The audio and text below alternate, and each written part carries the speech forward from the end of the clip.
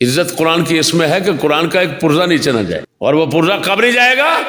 جب آپ کے پاس علماء صلحاء، دین پر چلنے والے، قرآن کی قدر کرنے والے، دین کو سمجھنے والے تیار ہوں گے. تو خدا کے بندے ہر ایک کی اصل یہ ہے. دوستو السلام علیکم ورحمۃ اللہ.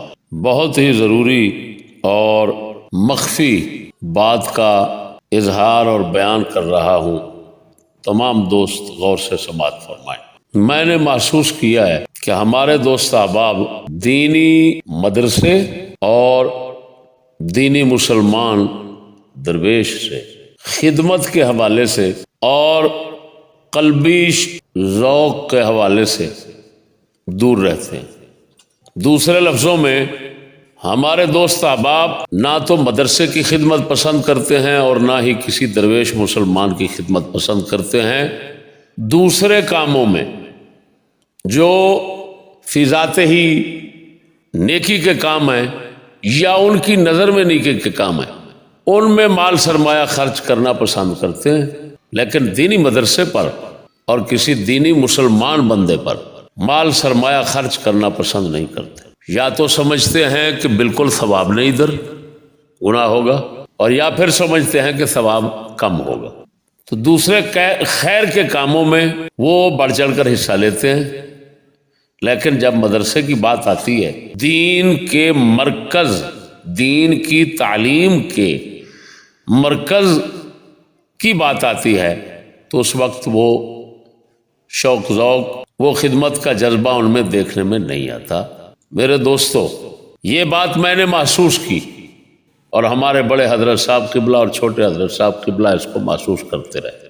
اسی پوشیدہ اور مخفی، آپ سے جو مخفی اور پوشیدہ بات ہے اس پر خبردار کرنا چاہتا ہوں، اور یہ بہت ضروری بات آپ تک پہنچانا چاہتا ہوں کہ یاد رکھنا، اسلام میں جتنا خدا کے بندے اور خدا کے دینی مدرسے پر خرچ کرنے میں ثواب ہے، اور جتنا اللہ رسول کو یہ پسند ہے، اتنا کسی جگہ پر بھی خرچ کرنا پسند نہیں ہے. اتنا میں اپنے اسلامی حوالے دینے سے پہلے تنبیہاً یہ کہوں گا کہ دیکھیں تو صحیح، آپ کے ضمیر کو توجہ دلانے کے لیے اور ضمیر کو اس طرف لگانے کے لیے، میں آپ ضمیر میں غیرت پیدا کرنے کے لیے آپ کو یہ دین سے ہٹ کر حوالہ دینا چاہتا ہوں کہ دیکھیں، انگریز نے، یہودی نے دنیا پر تسلط قائم کرنے، پوری دنیا پر اپنا نظام قائم رکھنے کے لیے، دنیا پوری کو اپنے قبضے میں لینے کے لیے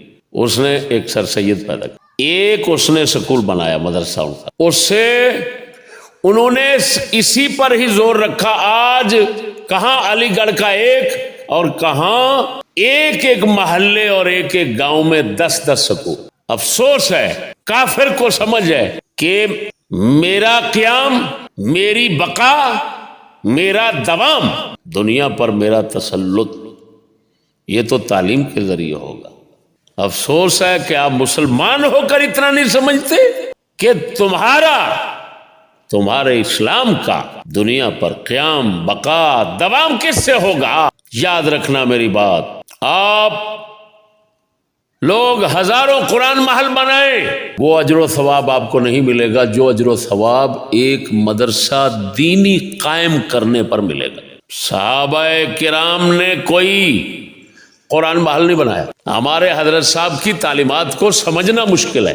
صحابہ کرام نے، رسول اکرم صلی اللہ علیہ وسلم نے مسلمان بندے بنائے، دین کو سمجھنے والے علماء صلحاء تیار کیے، ایک قرآن محل نہیں بنایا. کیا سمجھتے ہیں آپ کہ آپ نعوذ باللہ من ذالک رسول اکرم سے یا صحابہ کرام سے کچھ زیادہ ثواب پا رہے ہیں؟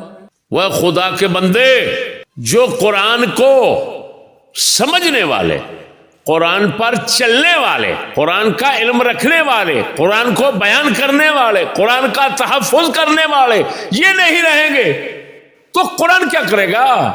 یہودی نے قرآن کو ذلیل کرنے کے لیے یہی تو سوچا کہ یہ طبقہ ختم کرو، اور وہ کامیاب ہو گیا.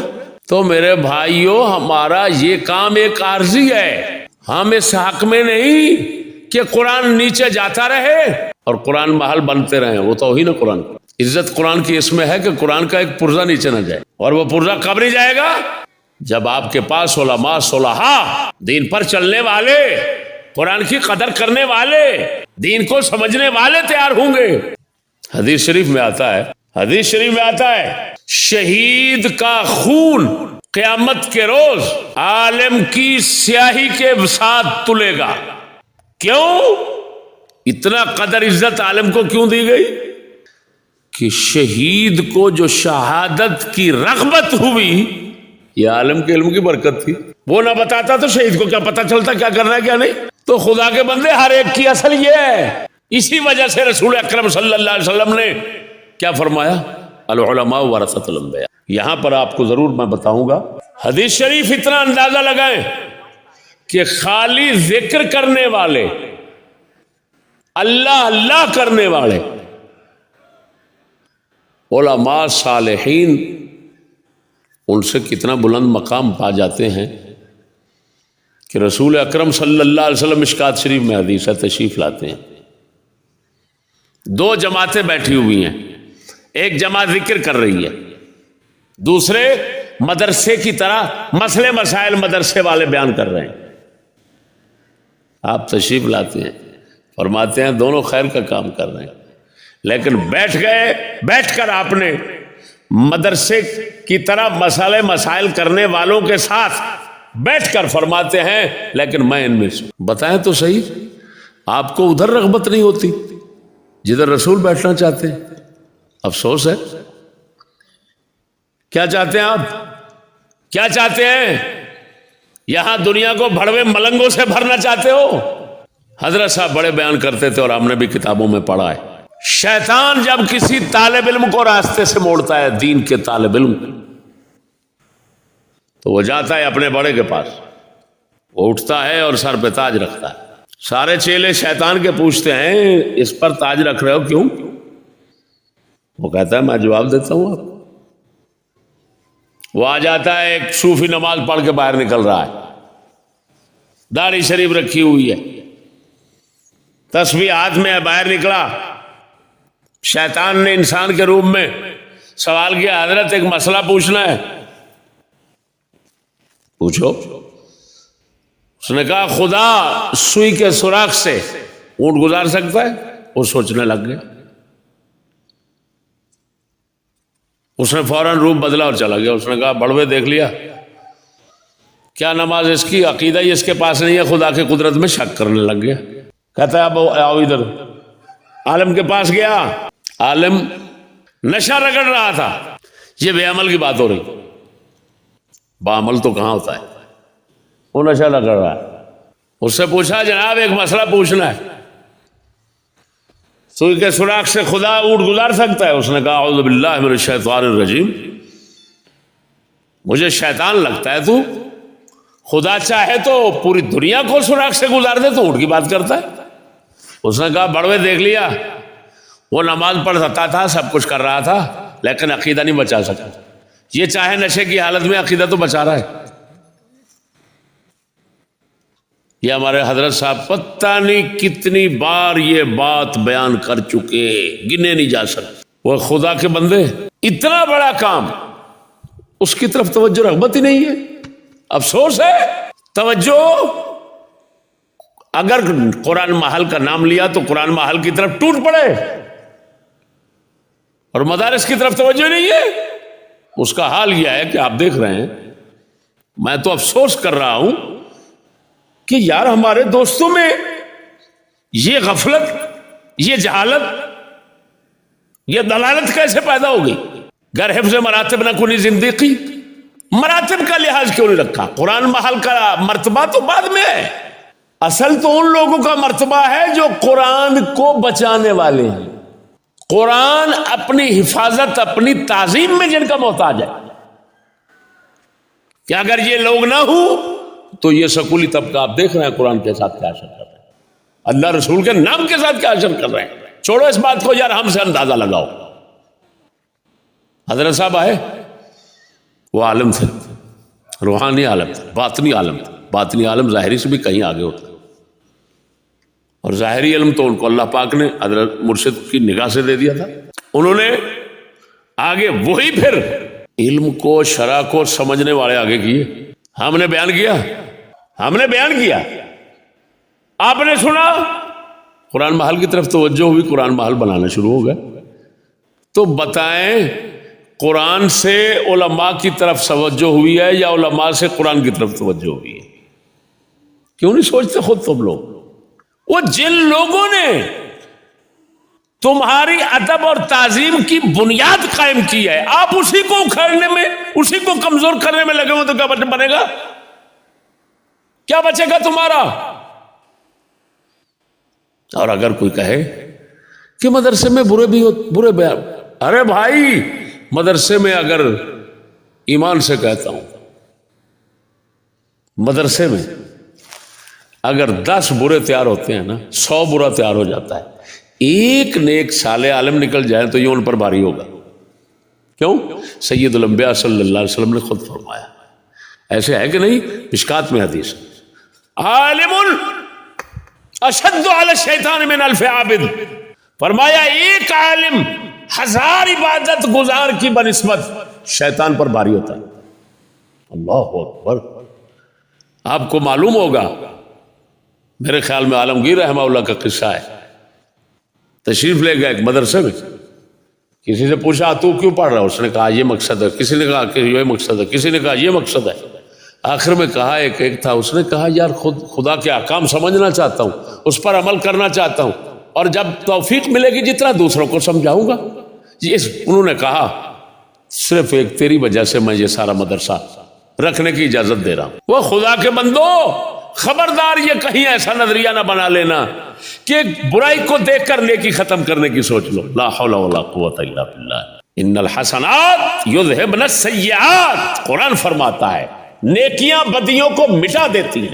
اور ہمارے اہل سنت کا یہ عقیدہ نہیں ہے کہ برائیاں نیکیوں کو مٹا دیتی ہیں. نیکیاں برائیوں کو مٹاتی ہیں. میں نے دیکھا بڑی عجیب بات ہے, یہ مرکز ہے, یہ مرکز بن رہا ہے, ادھر ادھر قرآن محل ہر پر پیسہ لگ رہا ہے, اور اس کی چھت کھڑی ہوئی ہے, چھت کا بندوبست نہیں ہو رہا. لہذا میں آپ سب دوستوں کو غفلت ہٹانے کے لیے اور اپنی دینی ذمہ داری سمجھانے کے لیے یہ کہہ رہا ہوں کہ آپ لوگ اپنی مکمل توجہ اپنے علم دین کی طرف دیں, پھر اس پر عمل کی طرف دیں, اس کی خدمت کی طرف دیں. اور اس مرکز کے حوالے سے میں آخری یہ لفظ کہوں گا کہ ہمیں کم از کم 200 بندہ اس لنٹر کے لیے صرف ایسا چاہیے جو 1 لاکھ روپیہ دے. اور میں سمجھتا ہوں, میں پہلے بھی کہہ چکا ہوں کہ جب تمہاری اپنی ذات کی باری آتی ہے تو تم پتہ نہیں زمین کی تہ سے پیسے نکال لیتے ہو. اے غریبو, اے مسکینو, میں تمہاری غریبی اور مسکینی کو سمجھتا ہوں, تم بہت بڑے چکر باز لوگ ہو. جب بات آئی عمرے کی تو 150 بندہ تیار ہو گیا, 3 لاکھ لگ رہا ہے, 4 لاکھ لگ رہا ہے. ادھر پہنچا, کھجوریں لے رہا ہے, فلان لے رہا ہے, 1 لاکھ کی خریداری ہو گئی غریب کی. اور جب بات آئی دین کی, مدرسے پر لگانے کی, مرکز پر لگانے کی, جہاں سے تمہیں اسلام دین مل رہا ہے, تمہیں کلمہ نصیب ہو رہا ہے, تمہیں کفر یہودیت سے بچایا جا رہا ہے, اس وقت غریب میرے پاس تو کچھ ہے ہی نہیں, کہاں سے لائیں گے؟ خدا دیکھ رہا ہے تمہاری مکاری کو, ذہن میں رکھنا, خدا دیکھ رہا ہے تمہاری مکاری کو, تمہارے پاس کیا ہے کیا نہیں. مجھے چپ کرا لو گے, کسی اور کو خاموش کر لو گے, لیکن خدا کو کیسے کرو گے؟ لہذا یہ اپنی غفلت چھوڑیں, یہ دین سے لاپرواہی چھوڑیں, یا دین سے بدعقیدگی چھوڑیں, مدارس سے بدعقیدگی چھوڑیں, حسن عقیدت رکھیں ان سے, تاکہ تمہاری بقا، تمہارا دوام تمہیں حاصل ہو، ورنہ نہ سمجھو گے تو مٹ جاؤ گے اے ہندوستان والو۔ تمہاری داستان تک بھی نہ رہے گی داستانوں میں، تمہاری داستان تک بھی نہ رہے گی داستانوں میں۔ تو خدا کے بندو پورا خیال کرو، ادھر ادھر قرآن محل شریف جو کچھ ہے سب چیز کو موقوف کرو، اپنے سب سے پہلے اس مرکز کو بناؤ جہاں سے تمہیں سب ہدایات اور سب قرآن کی عزت تعظیم کے جو سبق ملتے ہیں تاکہ وہ ملتے رہیں اور آپ کی اولاد جو ہے وہ قائم ہوتی رہے۔